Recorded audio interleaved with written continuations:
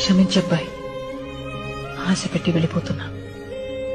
ఎందుకని అడక్కు, చెప్పలేను. ఎక్కడికి అని కూడా ఆలోచించుకు, తిరిగి రాలేను. ఈ కొద్ది రోజుల మన పరిచయానికి ఏ పేరు పెట్టొద్దు. ఇదొక అందమైన అనుభవం అంతే. ఎప్పుడైనా నేను గుర్తొస్తే మాత్రం చిన్న నవ్వు రావాలి నీకు. నువ్వు నవ్వితే చాలా బాగుంటావు, నాకిష్టం.